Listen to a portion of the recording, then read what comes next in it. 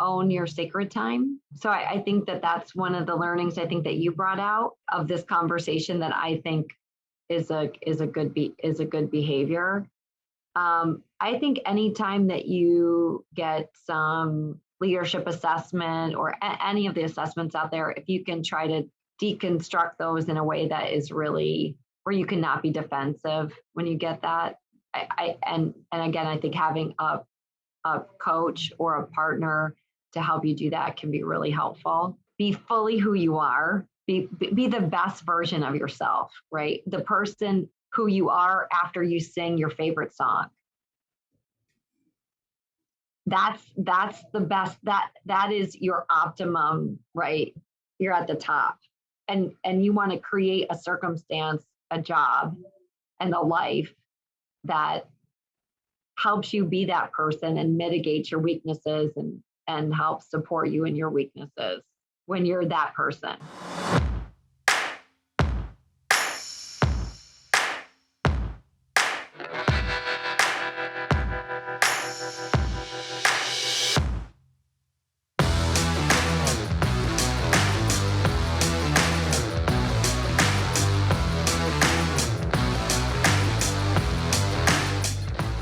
Kate! What is up, Noble? How are you? I am wonderful. It's so good to see you. Like, is it, and how inappropriate is it to like embrace the camera? I love it. A virtual hug. I love it. I'm big on the virtual hugs. Hi. It is so good to see you. How have you been? So, I mean, how did you become the EQ gangster, right? and Yeah, so the EQ gangster is a result of being emotionally clueless my whole life. Wow, that's shocking. I can't see that at all. And then 3 to 4 years ago, God orchestrated or facilitated some things that happened. I yelled at my wife 3 times in 3 weeks, and she said 3 things. She said, number 1, don't ever do that again. Number 2, you've never done that before, which means number 3, you got issues. And so went to counseling, and the counselor introduced me to 2 revolutionary new concepts called feelings and emotions. Whoa. So that's And how so it all you're like, started. I'm gonna bring this to the class of '96 and the West Point community because maybe they're in the same boat. And the world. Right. Well, so what happened was, so 2 years into my emotional growth journey, all these different areas of my life started to change. Like no joke, like tangible changes. My faith, my marriage, my parenting, my finances, my business, all kinds of things started to change. In a And I'm good like, way? in a great way, in a Okay. great way. And so I was Okay. like, has all of my dysfunction in my life been a result of my low EQ? Like, are you kidding me? Like, this is crazy. I'm like, I got to start a podcast sharing because I can't be the only emotionally clueless guy out there. There's got to be other nobles out there. Let me start Uh-huh. a podcast just sharing my lessons learned and my takeaways from my emotional growth journey. And so that's kind of how it all took off. That's beautiful. Thank you for sharing that. Yeah, thanks for asking. Thanks for asking. Well, I can't wait to hear like your story of amazingness. Yeah. Well, I think it's amazing. My mother thinks it's amazing. So those are 2 people, right? That's Other right. than that, right? So I'm going to make sure that EQ growth begins with putting away your phone. I think that's maybe number 1, That's good awareness. Good awareness. right? I mean, the gift that I give people and the gift that they give me is that they pay attention to me when I talk to them, right? So I interview people for a living. And I love it because it's what one of the gifts is that nobody's texting somebody else while they're talking about their own journey, right? So this interaction is actually a huge gift. So That's just awesome. kind of starting there from a place of gratitude is kind of nice. So thank No, you for that's having me today. yeah. Thank you, Kate. I'm so stoked to Yeah. get to know you, to really kind of get to I know know. you. I don't really know you either. It's crazy. I was like going to Google you Oh before this. no, But I'm like, you know what? I'm like, let it just happen. that's awesome. Right? I love it. That's great. Okay, so your background. So So I pulled this from You did LinkedIn Google here. me, right? See, you I, Googled me. I pulled it from Yeah. LinkedIn. So, Okay. senior client partner at Korn Yeah. Ferry, helping Yeah. organizations recruit, retain, and inspire leaders with a specialty with organizations that have a profit and purpose, and Mhm. also a public company board member. It all sounds super fancy. Oh, totally fancy. Hmm. So break that down. So tell me, like, what do you do now? And then I'll ask you about kind of how you got to this place. Sure. So I'm a consultant to companies as they try to hire leaders in their firm. And Okay. so, a lot of so that sometimes is called executive search. It sometimes is called headhunter. It's sometimes called recruiter. Uh, in fancy land, it is talent consultant, because when you do a project like this and get paid for it, right? It's important to the organization to get it right, and then they share with you much more than just about that role. They share with you where the organization is in the market. They share with you the culture. They share with you the hopes and dreams of that company. They share with you the challenges of that kind of uh, whatever is the market sector. And so we do end up being a consultant for much more than just like in an emergency room, getting a person into a job. We tend to, and we hope, instead of being like an emergency room, I need a CEO tomorrow, we really hope to be in the gym, right? Before you need to go to the emergency room. And so that's where that talent consulting piece comes, because in these intimate conversations with an organization, right? Not people intimacy, but even about the organizational intimacy, you learn a lot. And then I do try to find that right CEO or chief investment officer. And I'm working a lot in the world of purpose, right? So the work that where big picture, where companies and organizations that really have a purpose meet a people problem.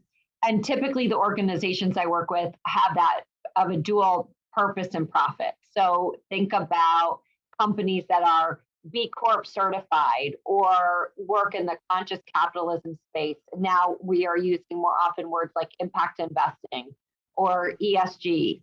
And so I am the firm's global expert in ESG across asset management. Okay, and And ESG. environmental, social, and governance. Okay. So environment, think carbon and the amount of environmental damage and recovery that is possible. Uh, Social, really, 2020 was the year of the S, with social upheaval, uh, issues around pay equity, diversity, equity, inclusion. All that is really the S. And governance are like rules and systems, everything from anti-bribery to board governance, the whole gamut. Wow. And yeah, and and definitely that journey started well. It started with my family early on, but it was big double down was West Point and the Army for sure. So I can't wait to talk about that some more. Totally want. I love discovering people, so I'm super excited to kind of get into the Yeah, meat of yeah, Super Kate here. So just what you shared there with what you do sounds yeah. like would take a truckload of emotional intelligence. It does, I think, because, well, it's my job first to manage my own emotion when I am in that discovery mode for a company. And also in the day to day when I'm interviewing someone.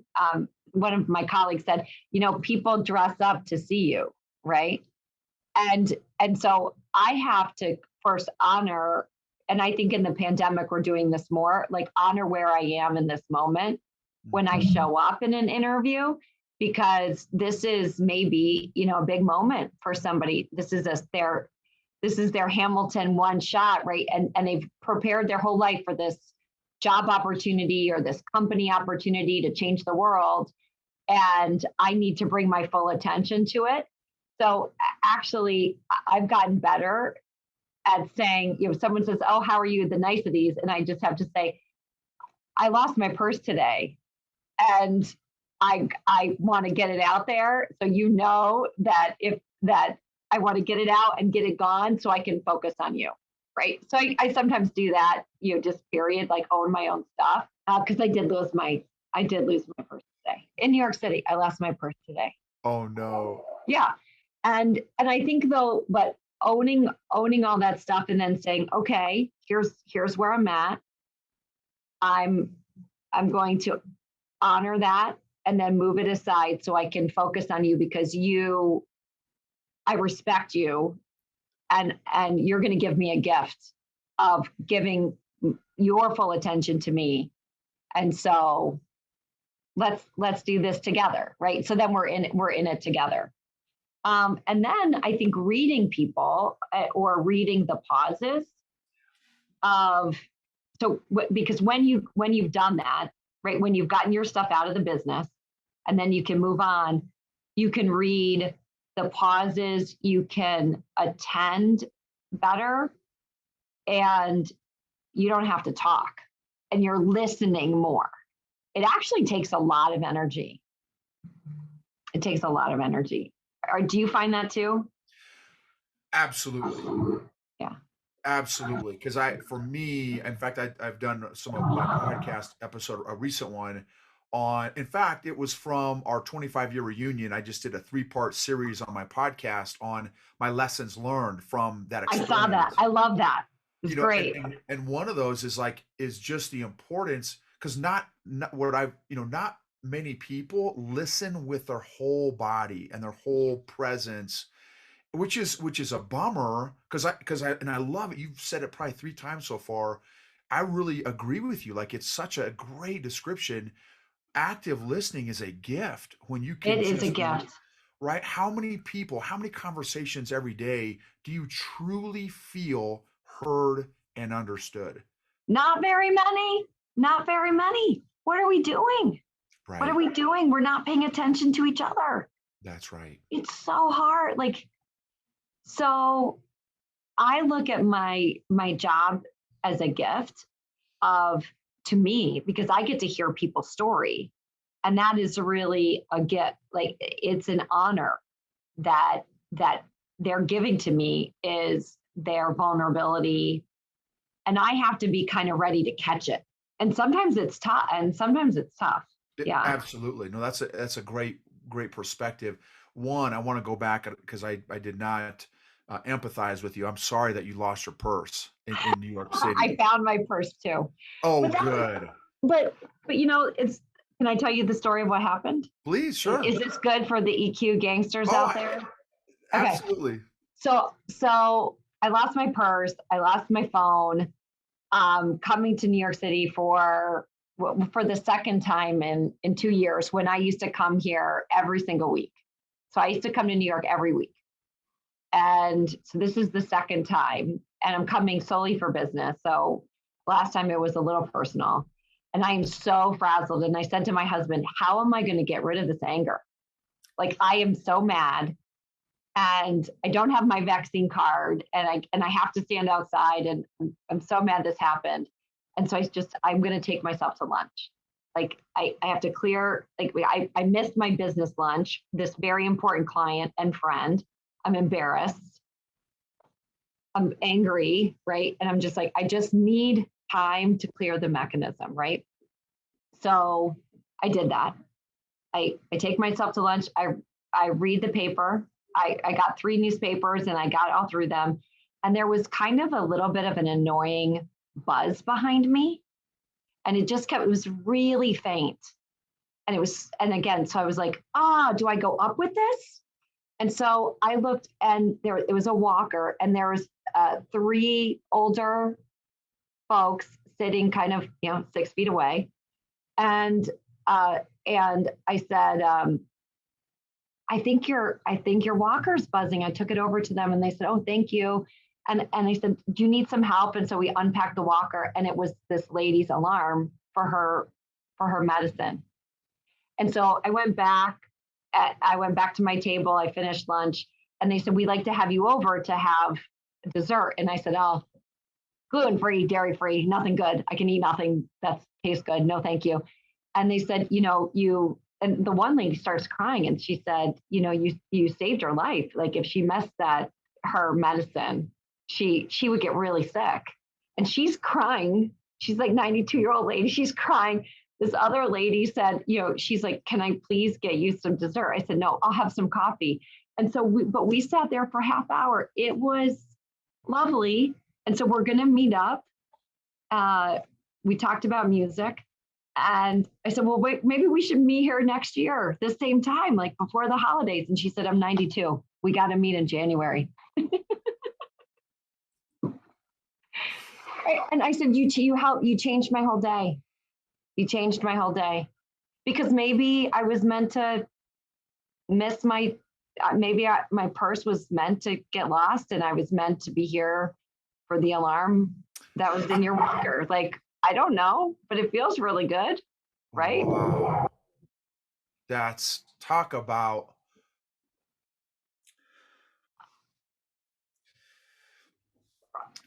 perspective, Yeah, on I love things it. And like, I'm showing them pictures of my kids, right? We're like planning to go to music. And so that was a gift. That was a gift today. And I think there's a little piece about just, I'm a little bit better about being less in a hurry. And, if stuff doesn't go your way, of just taking a minute and being like, this is not the end of the world. And I need to own my own crap. And that's number one. But if I need to take a break, it's okay. Like if I need to say like, I'm not doing okay. And I think that is one element, your big picture of, I hope I'm maturing as a person, right? But I do think that that's one thing I'm noticing more in myself as I hope to develop and grow. That's happening a little bit more. That's awesome. Yeah. No, that's great. That's great. Thank you for sharing that. That is such a powerful, there's so many lessons that, that you can pull from that, from that Thank story. you. So thank you for your vulnerability and your transparency. And I can only imagine just if we were to chart out your emotional journey of just that event, Right. would be just fascinating, right? And then when you get that perspective, like, yeah, they said, man, if you hadn't have noticed that, she could have gotten really sick or worse. Yeah. Like, man, talk about immediate perspective on, what you may have been feeling at the moment, but then all of a sudden, just the power of perspective, turn my whole day around. And then, the lady's 92, right? I mean, that's a whole nother, like, what's her perspective on life, right? It's very different than probably yours and my perspective. And just, hey, let's meet next year. It's like, no, I'm 92. Like, let's meet next month. You know what I mean? Just like there's no green bananas, right? So that's the message there. So she's all about no green bananas. And that's why I said, I was trying to hurry to get back to the office after I'd taken the moment to collect myself. And that's when I said, I'm just going to have this cup of coffee, right? And this is going to be okay. That's and right. We'll get to whatever, this and that. But I'm going to honor this moment for what it is. That's right. Yeah. So that's where I'm at. And it feels kind of good. It feels good to share with you too. Thank you. Such a beautiful moment to share. And yeah, I really appreciate that. Really appreciate you sharing all that. So now tell me how this amazing lady that is Super Kate, how did the story start? Tell us kind of, how did your family and your upbringing, that kind of thing. Yeah, I really feel it's kind of getting to know you. And it's interesting because usually I'm the one asking these questions, right? So I come from a really small town in northern Pennsylvania with more cows than people, more deer than cows. And that town is Blossburg, Pennsylvania. So that's where I was born. There's no hospital there. So had to go to another town called Wellsboro to be born.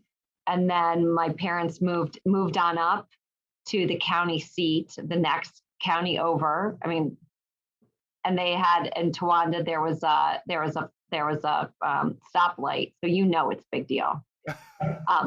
So, and that is in Pennsylvania, in much northern Pennsylvania, near Ithaca, New York, or Elmira, near Williamsport, Pennsylvania, Little League World Series. So kind of, if you drew a triangle right in the middle there, it's also on the Verizon commercials where there's no service, like there's no service like in Montana, and like right here in Pennsylvania. So and really my way out of this town, out of this like small manufacturing place was West Point. And, our family didn't have a ton of resources, but my mother always said I would go to college.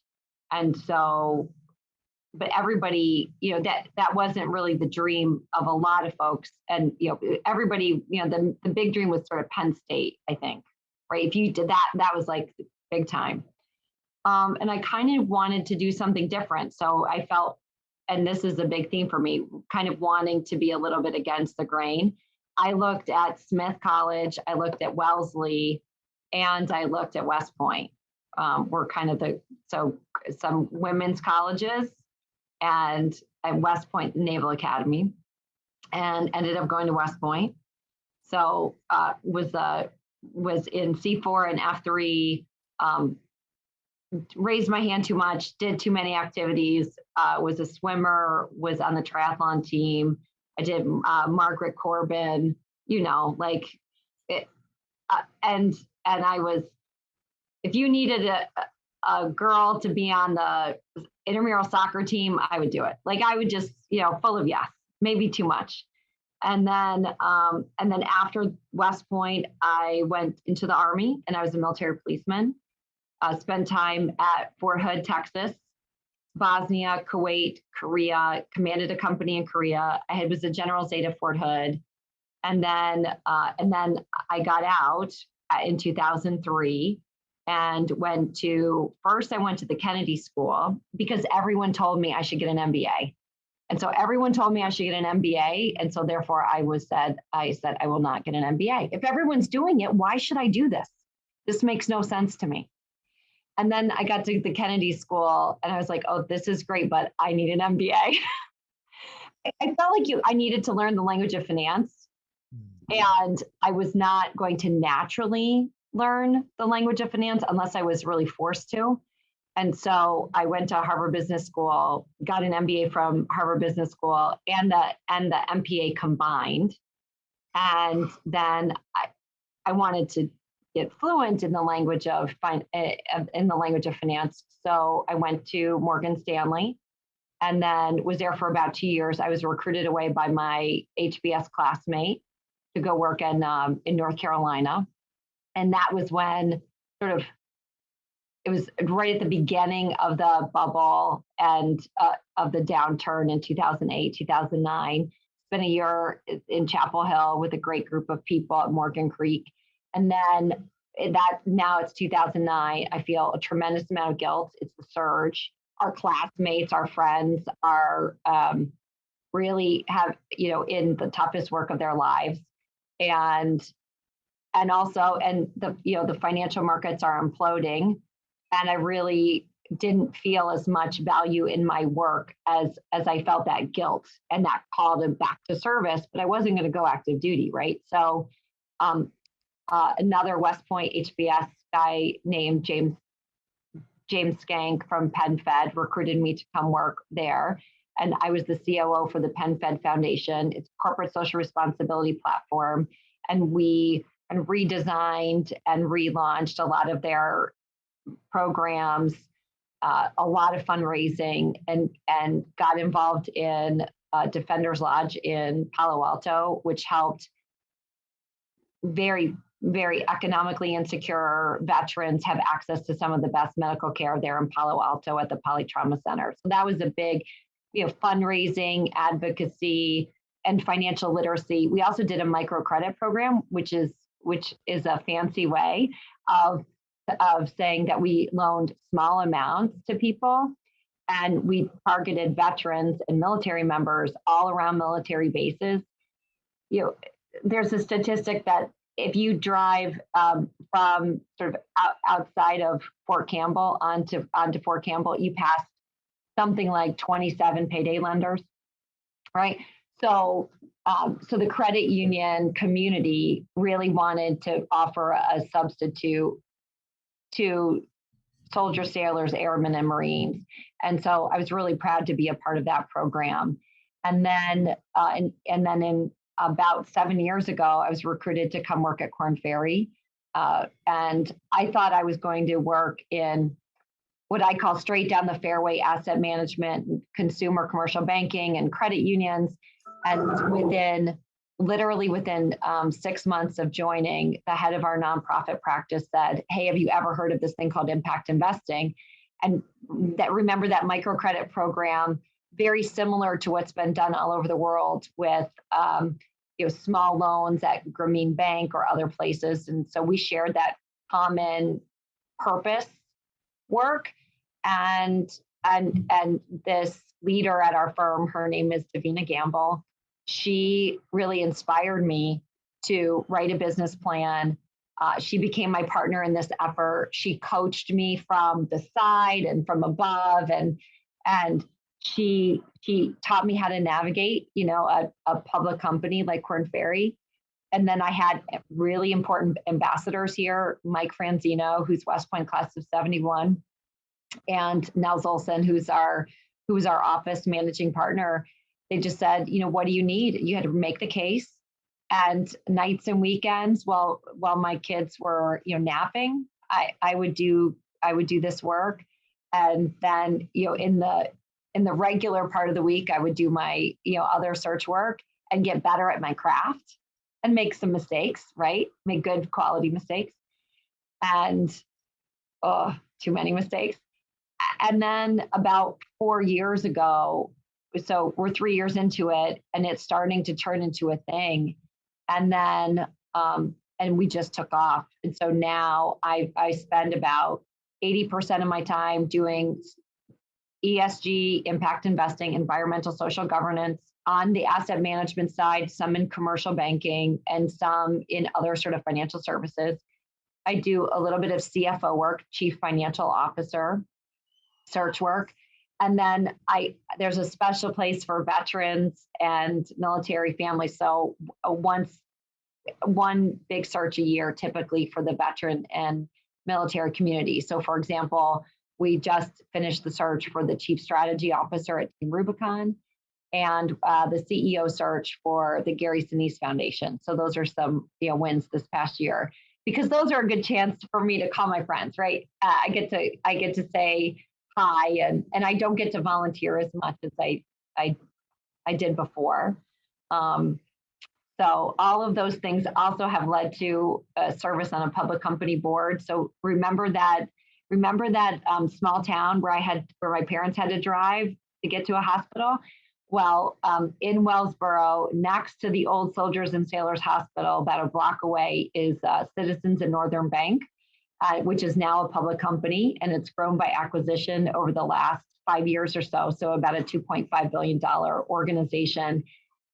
Their first word in their vision statement and their mission is about team and teamwork.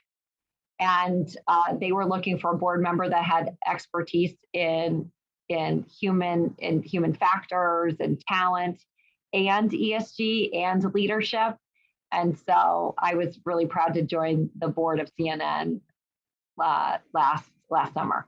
Wow. That's amazing. Oh my goodness. Wow. What a journey. That's amazing. So what brings you the most joy? Oh, geez. I mean, my son playing the piano, that's like number one. He's 8. And so when he hits the key, like hits the ending of a song or something, he's worked really hard for that. So that's the first thing that pops to my mind. And being being loved by my husband, Tony. That's there too. But like, let's talk about professionally.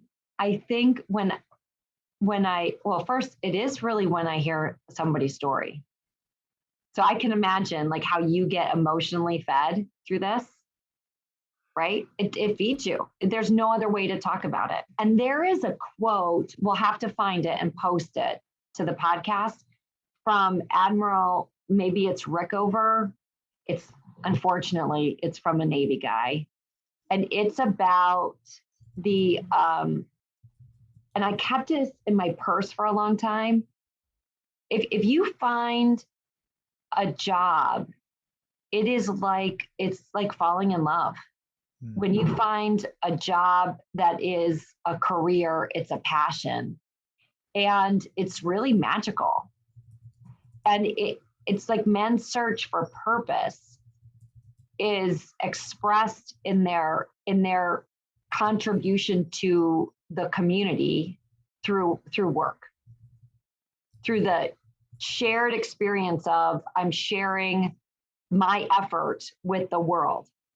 And so when I get to that's one of the reasons why I love the purpose of my job and my career.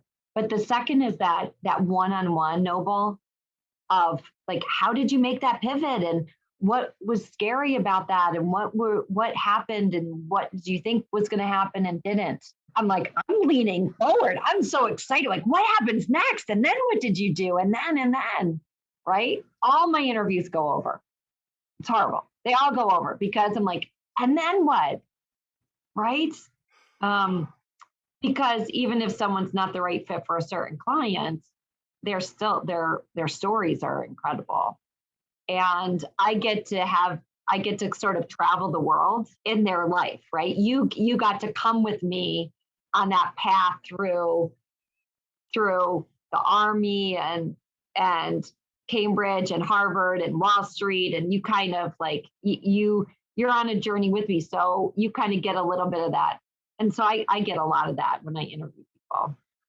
And then the third thing is, it's like I love the puzzle pieces of helping somebody succeed after they got into a spot. So, for example, one of our CEOs, and sometimes we call them our brides because we're married now, like for forever. Like I'm vested in his success, and I want her to succeed more than anybody else because she's my placement. So, for example, so this one person, I'll call him Mark. So I knew that Mark needed to find a way to elegantly exit one of a really important cultural leader, but who just wasn't ready to retire. And he did that, and he did it really well. And we had a cup of coffee like 30 days after Mark got this job. And I said, okay, now what's the plan with, let's say, Bob? What's the plan with Bob? And he's like, okay, this is the plan. I'm like, this is your most important job. I said, I know you're running this big organization, many zeros, but it's really important that you get this people issue right. And about a year in, there was an announcement about Bob. And I was like, I was so happy. And he crushed it. He crushed the people, the EQ part of it, right? That was more important than making a profit number or making acquisitions or new product launches. And I was so proud to be part of that. One of those happened last weekend. Sunday, I was kind of getting through emails and stuff. And one of a really important CHRO, chief HR officer, she went to a leadership development course for about a week back at HBS. And I had recommended her CEO sent her there and kind of talked to my Korn Ferry friends about how to get that to happen. She's a very special leader. But she hasn't had maybe some of the opportunities that we've had. And I think there's a sparkle in her. And she had posted a professional notice about going to this week. It was a big investment for that company to send her there. And it just, whole day, like the whole day I was happy for Jackie. And it's that I was just a part of that and a part of her leadership journey makes me like crazy on fire happy. Yes. Wow, that's awesome. Yeah. It's like so for me, I do corporate coaching as well. So there's a couple companies that I'm working. One's a $300 million company, international company. Another one's a $4 billion company, are a couple of my coaching clients. And what's been such a fast kind of relating with you here is helping these senior executives, C-level staff, C-suite folks, and senior leaders develop aspects in their lives that have previously not been developed. Speaking of emotional intelligence and emotional health. And Right. what I love is, yes, it makes them a better C-level leader. It makes them a better executive. It makes them a better a mentor and coach. But what I love about emotional intelligence is every single one of my clients also says, man, my marriage is better. Man, I'm a better dad. I'm a better mother. I'm a better parent. Right. So it's the cool thing about, emotional intelligence is that it impacts us not only professionally, but also personally, For sure. and for you to kind of have a front row seat into these people that you are very involved in and be a part of their success trajectory is just got to be a tremendous feeling. Yeah, it's great. I mean, it's like I said, I mean, I think it's an honor and it hits in every piece. It's like that one-on-one with the individual. It hits in the organization. And then when I can, like in that one example with Mark, when I can think 2 or 3 steps ahead. So I'm blending. So that's why this is like my whole job. And I do think that we are talent and strategy advisors because I have to know the strategy of his company. I have to understand the market dynamics of where they are. I have to understand their customers, their challenges. I have to understand the economy and the people part. I mean, it's like a Rubik's cube. It's like a like crazy 9-dimensional Rubik's cube. And I can say, but if you, I think one of the keys is if you get this one thing right, this is gonna put everything in place. So that like I cannot believe that I get to do this job.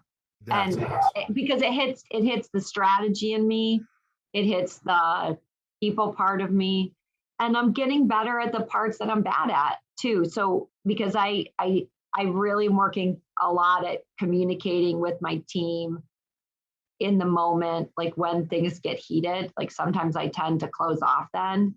And I've been really working on keeping people updated when things aren't going well. That's a big, like, I think I had a shell around, oh my God, things are going bad. I can't tell anybody. And that's something that's like a big area where I'm working on. And this role helps me get better at that, I think. But that's one thing that the structure of this work also does help in that way. And that's part of that defensive, right? I'm like really defensive.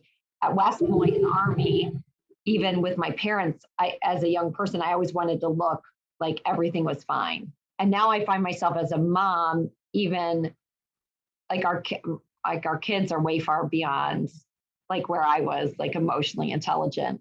And I'm amazed at how candid they are when things aren't going well. Um, because I think that that's actually a real sign of strength.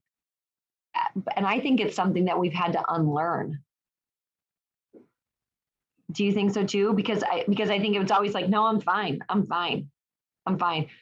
So I'm like communicating personally and professionally when something personally isn't going so great. I found like I haven't communicated that to my family, and I'm getting like marginally better. Well, But that's great. That's progress is progress, and just the awareness, right? I mean, just the awareness that, hey, this is an area that I may need to work on. So for me, my coach is coming out here a little bit, is exploring, like, where did that come from? What's the one of the things I talk a lot about with the leaders that I work with is, what's the origin story of that emotion? Where did that come from? And then, okay, let's unpack it, let's talk about it, let's discuss it. Because the reality is that, some of it is personality driven, some of it is the experiences that you had. I've interviewed Lee Rivas and Kelly Fairbrother, and who are same pedigree as you, right? HBS and Yes. McKinsey and all the big ballers and stuff like you guys. And what was fascinating talking to Lee, he said, dude, he's like, the amount of emphasis that is placed on image at both Harvard and McKinsey is massive. Yeah. So, like, well, where'd you come from and what's your family name? And, obviously I didn't experience any of that stuff, but he just was sharing that. So you've got that. And then if you've got a personality bent, or maybe how you're raised, all of that could kind of compound and exacerbate an area that, there's nothing wrong with. I mean, in fact, it's healthy, emotionally healthy, for us to have some sort of control. But obviously, if it's exacerbated and we're not in an emotionally healthy spot, that control can become too much, right? And Too become much. unrealistic. Right. So I think along the way, I found where I didn't communicate even with friends when things weren't going well, or when I was embarrassed about something.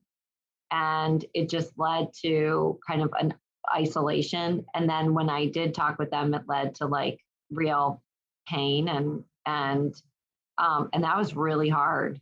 And then I think it's even, hopefully, a lot better today, but I think that I have to watch myself in even small interactions, right? When I feel myself getting like frustrated, and also when I feel myself say, you need to look like everything is okay, just pretend everything is okay. I'm like, ooh, like, oh, that's like, it's almost like that's like a little bit of like a flag to say, oh, what's going on? Why Yeah, are you feeling like this? that's right. Yeah. So, That's great anyway. awareness, Kate. That's great awareness. Well, That's it's great awareness. Sometimes it happens a week after the fact because it's hard to slow down, right? And I feed. So here's another weakness. I feed off the energy of the pace. Like I love a fast pace. I love a fast pace, and that is like it. Actually, being in New York today, when I lived here on Friday nights, I would take Friday night off. I would not go out on a Friday night because um, it's so fast. It was so fast paced all the time, and everything was coming at you. And I was also learning a lot. So maybe my brain was also growing. One thing about like this life stage is I have to be a little bit more intentional about that time to just chill out and put the phone away. And I like reading the paper because it is slower, and I can just think. And then you can also read things that you wouldn't ever read before because you're scrolling, um, or who knows how stuff gets where. But that's more important to me now than ever. That time. Have you put in systems to kind of left and right limits to make sure that you're consistent with that? Yeah. Well, one thing on the communication is now I do have a high structure score, right? So we have a proprietary assessment, and every time I take it, I'm like really high on structure. And so I never let anything get off the rails. So I make sure that we have these weekly meetings. And I just that's a big thing, is that no matter what, we're communicating to each other when things go bad. And I had to have, my other partners really taught that to me throughout this whole journey. That's number one. But the private time, what I do now is my office, air quotes, my home office is upstairs, and at, sometimes it's 5, but most often 5:30, 6 o'clock. I take a break, and I leave my phone upstairs. I leave my computer upstairs. And like for 2 hours, I take a big long break. And sometimes I have to go back to work, air quotes, go back to work. But if I do, it's pretty intentional. And I make a decision to do it. The second thing is, no, so we don't have a TV. And so I haven't had a TV since business school. So since 2004. And I think that's really good for us. Now, I have Netflix, but I think not having like a television on is good. Every night with the kids, we talk about the day, and we talk about, how was your day? And so now Tony has older kids, so they have cell phones, and they put them away at that time. But that's like major sacred time in our house, and everybody talks. And you talk about the best thing that happened today. Usually, and then if something bad happened, you talk about the bad thing too. But I think that's a way of institutionalized gratitude. It's a huge component of our life. And then thirdly, and my husband really pushed back on this. We need to have coffee together in the morning. Like that's table stakes. So if I have to go somewhere, now the only thing is if he's going hunting at like 4 a.m., like that's a tough one. But if it's 6 a.m., I mean, I'm going to get up with him at 5, and we're going to have a cup of coffee together. Because even though we are coworkers or co-space, whatever, I'm working on stuff, and my mind is somewhere else. So I can be physically there, but my mind's not there. So that's a real big one for us, is this, is we have coffee every morning, and he's an amazing coffee maker. He's like a scientist. I just want it now. I want it now. I want it strong. I want it now. No cream, no sugar. Like I want it now. But so those moments are really sacred for us. So how about you? Do you have sacred time too? Oh, so we've kind of created our life around sacred time. So that's a great question. Wow. We we've been able to kind of work from home for the last 17 years, and we homeschool. So we are multi billionaires in terms of time, which I'm so thankful for and grateful for. Yeah. Um, so we've really created literally our lifestyle around sacred time, around family time. Wow. Is really so I mean it's There's and more. Maybe that's a separate podcast. yeah, that's right for sure. So it's been a tremendous blessing. There are no words, right? I mean, just no words. The amount of time. I mean, our daughter, she's 14 now, and she's never had parents that work a 9 to 5 job. She's Wow. we hang out. My daughter and I do jujitsu and striking together. She's does acting. She's youth group. She does all kinds of stuff, and we go. Because we work from home, we moved to Colorado a couple years ago. So like we'll go to the slopes during the, like in the morning during the week. We'll leave in the morning, hit the slopes from 10 to say 10 to 1 or 2, and then we're home for dinner. And it's just we're so thankful and blessed for the life that we've got. So yeah, to your question, yes, definitely have lots of Sacred sacred time. time. That's good. And skiing is actually great because you cannot text and ski. You can't be on a call skiing. You can't, it doesn't work. So there's a lot of family activities that are good, but I do think that skiing is one of the best because it's just not, unless you're trying to find like 7 people on the slopes, like, okay, where are you? Let's all go down together kind of thing. But I feel that skiing is one of the best family activities for that very reason, because it creates sacred time. Yes, that's right. Yeah, it's That's cool. right. What else you got? What do you want your legacy to be? Oh my gosh, boy, we're getting deep here. My legacy. I helped others. I helped others. I mean, that's really important to me. That I'm a good mom, that my kids are good adults. They're not children. That's a big one. Mm. That they contribute. And I think that I helped our country. But it makes me happiest when I can help somebody else. And so I'm working on that legacy. That's great. Well, and it seems like you've got superpowers both on the business side and on the people side, and that's a unique, I mean, I it's hope so I hope like so. you are perfect for the role that, like you've said, you know, and what a blessing that you are like doing what your giftings and wirings and stuff is kind of made for, and that you can maximize, what's the, using a military term here, what's the max effective range of a weapon system, what's the right, what's the highest and best use, right, of super Kate. And it sounds like it's like this perfect balance of business and people. You've got gifts in both areas. That's such a blessing. People, purpose, and profit. That's the trifecta for me.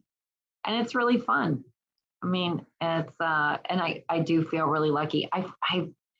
I did a lot of prep for this, but I did not look for that quote. And during this Army Navy week, we're going to have to quote some Navy guy. But I do feel I can't wait to post this in the chat or when we get ready to kind of go live. Yes, yes, absolutely. What do you think has contributed? Because for what you do, and there's another one of our classmates that I interviewed who's also, he is a C-level recruiter, Pat Gray. Do you Oh know? my gosh, Pat Gray. I can't even tell you how awesome he is. Pat Gray prepped me for an hour for a 7-minute interview at Korn Ferry. Oh my goodness. No kidding. Pat Gray helped change my life. Wow, That's generous. that's amazing. Oh yeah. Yeah, I Unbelievable. Okay. I, I interviewed him on the podcast. He's one of the episodes. He's incredible, dude. Incredible guy.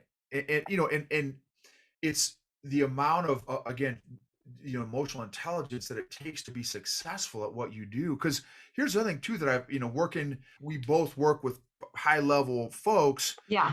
What's been really interesting, just from my seat, my little perch, is just because somebody is a senior leader does not mean they have emotional intelligence. Right. Right. Well, here's the thing. I mean, everybody has a story. And if you listen, they'll knock your socks off. And it doesn't matter where someone sits in an organization or if they sit in an organization at all, right? Their story, people's stories just blow you away about their life. And it's incredible to get a chance to sort of listen, but also, I mean, I like to take life hacks too, right? I try to take some life hacks from successful folks that I really respect. So that's kind of fun as well. So what did Pat Gray? You were going to make this awesome, analogy, and then I popped in with how much I love Pat Gray. Yeah, no, likewise. No, it's just that, for you guys to do what you do, recruiting and and obviously a lot more than that, that just a talent strategy, just that alone, right? Talent strategy, you have to have a huge awareness of people and their gifts and skills and talents, and it takes emotional intelligence to do all that. And it's Mhm, just neat that you guys have that skill set. mhm. How have you, what do you think has been the greatest contributor to your emotional growth? Whoa, failures, man. The down points. I mean, I gave you my life, a life story, a life narrative that had a lot of high points in it, but there's a lot of low points there too. And here's the thing, they're not like I lost my purse for a day stuff. I mean, they're like work failures, professional failures, personal failures. that are tough and not like bruises, right? They're cuts and broken bones type, big, emergency room cuts. And I think being in a spot where I can reflect on those and recover in a way that is somewhat safe, right? So meaning I don't have to fight for food. I don't have to fight for a shelter. I have a job, or I didn't lose my job, or I landed in a safe place. Two things have happened. I've grown through those failures, right? To say that's really bad. Like, how do I not do that again?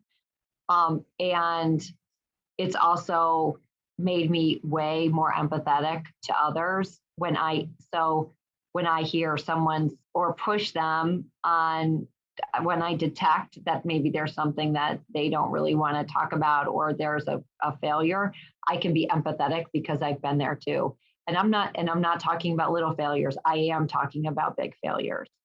And that is, I feel like that's not my number one gift, but I'm way more knowledgeable, understanding, empathetic, because I mean, I have some miles on the road, and I feel I can truly empathize because I have been there in a couple circumstances, and also, so that's a big one for me, Noble.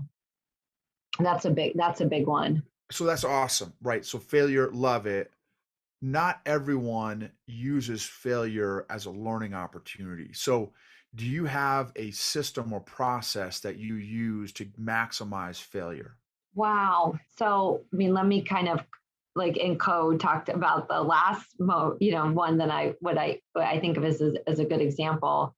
But I think if you have a partner that you work with, which is really sometimes not your husband or wife, I'm not talking about like your romantic life partner. I'm talking really about a friend who also is sort of a mature, that you can own the failure, the shame, and kind of work through all that with them in a way that is like not defensive. I think that's a real gift. And if they can give you some, like, they can sort of reflectively listen in a way that's not judgmental, and that you respect the trust, that that they're not going to go post something on social media, or that they're going to keep your confidence. I think that that's a really special relationship. It's interesting because I also have that advice for anybody who's negotiating compensation. Same thing. Don't talk to your husband and wife about it. I mean, you're going to, but have somebody that you can be very honest with, that you are not going to be defensive. And because I think we need teammates, right? And not all the time is our work life going to provide all those teammates. We need, some people talk about your personal board of directors or like things like that, but I think that that's real. So having someone who you can really be candid with, that can help you process a personal failure or professional failure, is really, really important. And I've seen that work a number of times with various colleagues and friends and professional colleagues too. That's excellent. And I think a huge lesson from that is those people don't magically appear. That requires sometimes months and years of investment into those relationships, and intention. Yeah. And you have to listen to them, right? Like, you have to be there when they go through that too, and show the same kind of grace and listening and humility, and like all of those scopes. You need to be accessing all of that emotional intelligence to bring it to them, your kindness. So that was a big thing for where I've needed help. And the other part is, even in sharing with my colleagues, like this communication issue, that's really a key thing for me. Like, I feel like and I've said this before publicly, but I felt like I needed a lot of these tickets, a lot of these like outward symbols of of success in order to own the fact that I need help in different places, right? And so because I felt insecure, and a lot of that insecurity helps you be successful. So I'm not like, that was kind of, a little bit of a start point for me, but it doesn't have to be the end point. So when now I work on a team, I share with them at first when we start working together. Sometimes I'm really bad at communicating about what's happening. And here's my home life. Here's the hours that what's going on in my home life. Here's the situation. But I want to let you know, like, this is something I'm working on, and this is how I think we can overcome it. And one of my friends, she just calls me on it. She's just like, it's really hard to get a hold of you right now, and you're not answering emails, and it's really frustrating. And so she'll do that. Another one of my colleagues, if I start going too fast in a presentation or start not listening to the room, right? So communicating isn't just like, I'm a good speaker, but it's like communicating is actually two ways. And she'll tap me on my hand really gently, back when we used to do that, right? And she'll just go like this, like, and it's just a slow down. I'm like, so I think if when I'm open to others about where I need help, and that they are better at coaching me in the moment, that's a big thing. That's excellent. Huge. That's huge. Love it. That's a 40-year-old Kate. That's not 18-year-old West Point Kate for sure. And it's not even 35-year-old Kate. I mean, those are harder won lessons, right?